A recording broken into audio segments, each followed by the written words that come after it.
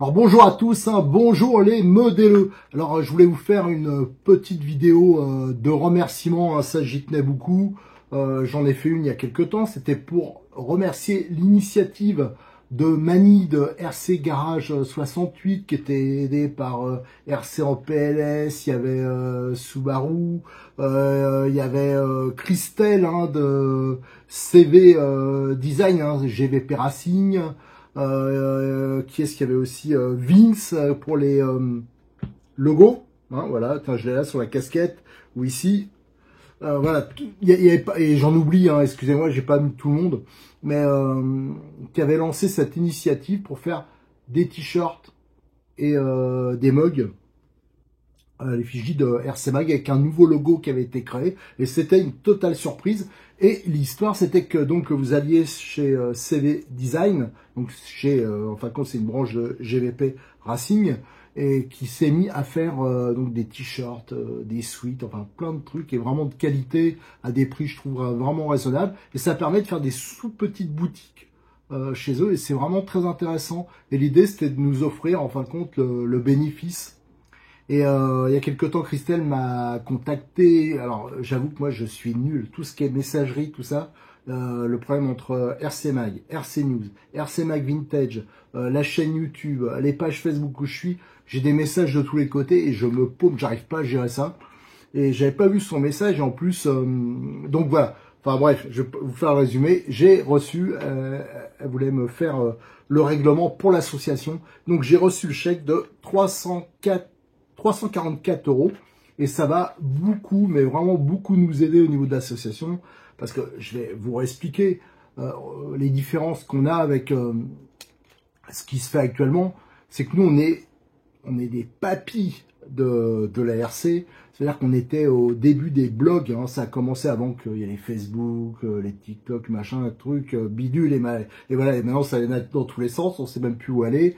Il y avait des blogs, après il y a eu en même temps des forums, les forums avaient énormément de succès, simplement dans la RC, il y avait énormément de forums, il y avait des forums consacrés au TT1 dixième, d'autres consacrés à la piste, d'autres au classique, d'autres au TT, il y en avait plusieurs même, tout ça, et tout ça, c'est beaucoup développé, et tout le monde allait sur ces forums. Le gros avantage qu'il y avait, c'est que toutes les photos, il y avait énormément de photos, et c'était tout hébergé, et donc ça veut dire que quand vous faites une recherche avec Google, par exemple, sur Internet, par exemple, je me mets à la place d'un débutant, il tapait, par exemple, le nom d'une voiture ou un patelin hein, pour trouver un club, et on le trouvait facilement parce que c'était hébergé sur Internet. Moi, je trouve que c'était l'énorme avantage des forums et en plus, tout restait. Alors bien sûr, si on compare maintenant aux réseaux sociaux où c'est beaucoup plus rapide, beaucoup plus instantané, ben, automatiquement, ben, c'est sûr que là-dessus, si on voit que ce côté-là, hein, le côté rapide, ça a pris une claque. C'est pour ça que ben, la quasi-majorité des forums ont fermé. Pour avoir un forum, il fallait souvent être en mode association, parce que ça coûte très cher un forum au niveau de l'hébergeur. Si en plus on fait de la photo, ben, c'est pas du matos, on fait pas avec ça avec un téléphone. Les vidéos, pas trop non plus, hein, si on fait des lives, des choses comme ça, notamment sur les courses. Donc tout ça, fallait des gros moyens. Ça, c'est des moyens qu'à une époque on avait parce qu'il y avait des sponsors. Les sponsors, ils ont complètement disparu, quasiment. Hein. J'avoue qu'en plus, ça me gavait de réclamer à chaque fois.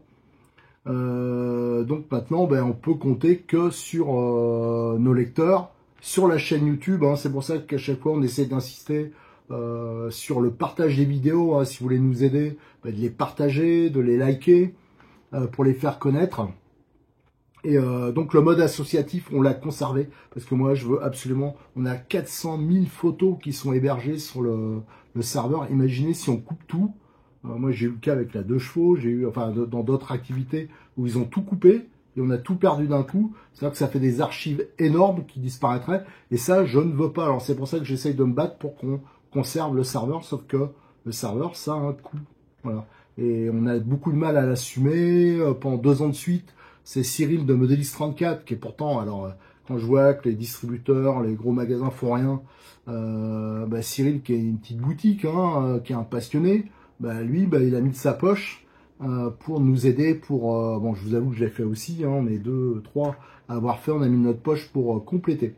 Donc voilà, l'initiative est bienvenue et enfin comme ça va nous payer quand même je pense, à peu près 1 mois et demi hein, de serveur, enfin avec tous les frais qu'on a, machin. Donc ça, c'est pour nous, c'est vraiment important. Alors c'est pour ça aussi, quand je mets les vidéos, ou même sur le forum de RC Mag, quand vous y allez, il y a toujours un lien, c'est le PayPal de l'association. Vous pouvez faire aussi des dons. Ça nous aide à boucler le budget. Le budget total, il doit être à peu près dans l'année. Il faut qu'on récupère, en gros, hein, ça dépend si on n'a pas d'investissement à faire au niveau matériel, mais 2500, 3000 euros, je pense, minimum. Alors la chaîne YouTube, j'ai rien caché, elle nous rapporte à peu près 180 euros par mois. Ça aussi, ça a pas mal baissé. Et donc, bon, ça nous paye quand même une partie. Et il y a aussi les pubs Google sur le forum, voilà, qui rapportent un tout petit peu. Voilà, voilà. Donc ça, tout ça, notre préoccupation dans l'année, c'est en fin de compte de compléter ce budget. Et c'est vrai que si par exemple on n'a qu'une chaîne YouTube, ben, on n'a pas du tout ce souci-là. Hein. Mais voilà, nous, on veut vraiment rester dans le mode associatif parce que c'est la seule façon de financer les serveurs, le forum, même si je sais que c'est considéré comme démodé, mais je trouve que les photos, conserver des archives, tout ça, c'est quand même important. Alors, justement, je voulais vous parler, je vais en profiter pour parler déjà de ce qui a été produit. Hein. Donc là, j'ai le mug RC Mag. Voilà, je ne sais pas si je l'avais présenté la dernière fois. J'ai bien sûr celui de Mani. Là, Vince, il a fait un beau boulot. Franchement, il est hyper sympa. J'aime bien, moi, quand il y a en plus un dessin comme ça, en plus du texte. Ça, c'est vraiment sympa. Bien sûr, ben, j'avais branché dessus Cyril de Modix 34. Ben, du coup, il avait commandé des t-shirts, qu'est-ce qu'il avait commandé d'autres, des suites. Il a fait faire pour lui.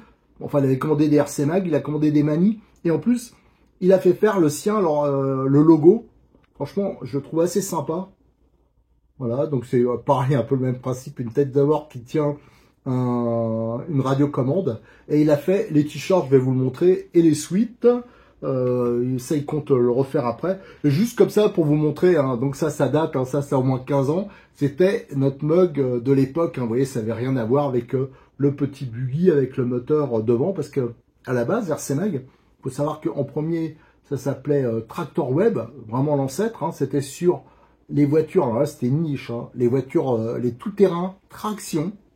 Hein, je l'avais fait avec Hervé Nolan, l'actuel président du RC 94 de Sucy-en-Brie. C'est pour ça que le buggy, il avait le moteur devant. Après, on a fait le site K-Web, c'était le site de Kyosho, le premier forum de Kyosho. Et après, on a créé, je crois que c'était 2003, le forum, enfin on a créé du moins l'association RC Mag. Alors, je voulais vous montrer, alors, déjà, le t-shirt. Alors, pourquoi je ne l'ai pas sur moi? Là, c'était pour vous montrer déjà la différence. Le dernier t-shirt qu'on a fait, il datait de 2014. C'était ceux qu'on utilisait pour le RC Mag Brushless Tour, ce qui correspondait au championnat de France. Hein. Et donc, il y avait à chaque fois l'année et toutes les dates des courses. Et c'était un championnat, on allait dans les plus beaux clubs de France. Enfin, c'était vraiment sympa.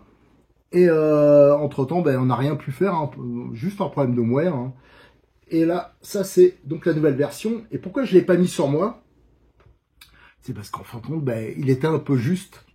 Je l'ai lavé, il a un tout petit peu rétréci. Et je pense que j'ai peut-être pris 30 ou 40 grammes, voire largement plus ces derniers temps avec les apéros, les machins, trucs comme ça.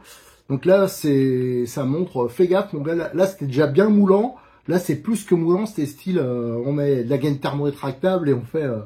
donc ça va falloir quand même que je me méfie. Et là, pour vous montrer, c'est celui de Modélisme 34. Hein, donc il en a fait quelques-uns. Je pense qu'après, peut-être qu'il fera une boutique, je sais pas. Mais je trouve assez sympa, le gros logo là.